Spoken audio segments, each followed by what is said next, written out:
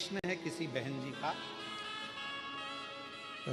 उन्होंने प्रश्न करा है, मेरा नाम शोभा वर्मा है, मैं बेगम बाजार हैदराबाद की रहने वाली हूँ।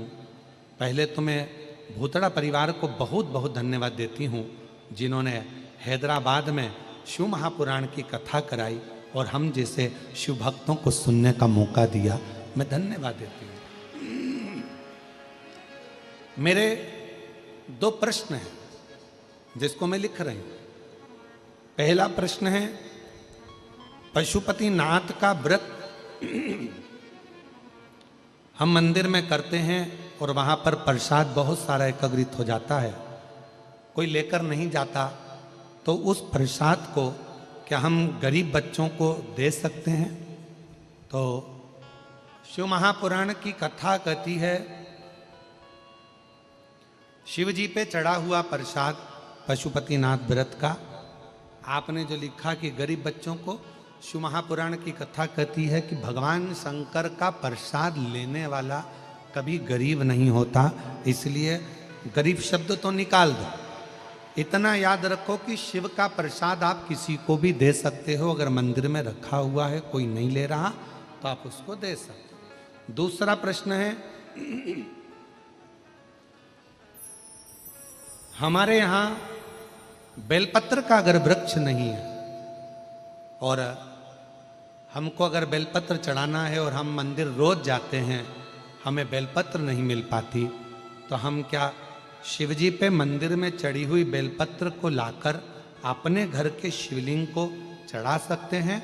शिव महापुराण की कथा हमेशा एक बात कहती है कि शंकर पर चढ़ी हुई बेलपत्र धोकर आप वापिस शिव को चढ़ा सकते हो, आराम से अपने घर में लाकर भी शंकर जी को समर्पित कर सकते हो। शिव जी में कोई भेद नहीं होता। तुम्हारे घर के अंदर जो शंकर भगवान का शिवलिंग है, मंदिर में जो शिवलिंग है, बाहर जो शिवलिंग है, वो सब एक है।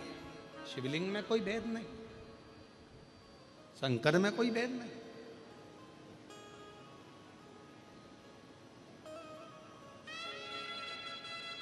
पर यदि घर में अगर कोई वृक्ष है या घर के आसपास में कोई वृक्ष है, तो वहां से आप बेलपत्र लाकर समर्पित करें, वो जरूरी। पर यदि कहीं बेलपत्र नहीं मिल रही है और आपको बेलपत्र चाहिए, आप मंदिर गए हो, तो शंकर पर चढ़ा हुआ जो बेलपत्र है वो भी धोकर आप समर्पित कर सकते हो। शिव से स्वीकार करेगा, भगवान शंकर उसे स्वीकार करेगा। महाराज,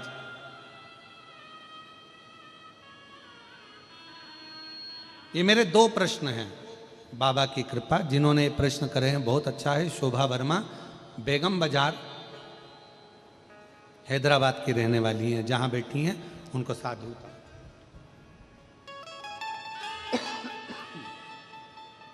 शिव कथा कर रही है, भगवान शंकर का चरित्र कर रहा है, शिव महापुराण की कथा कर रही है। देवराज नाम के ब्राह्मण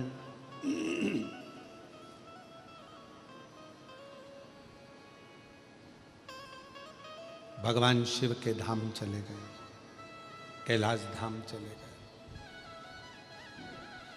अनायास, अचानक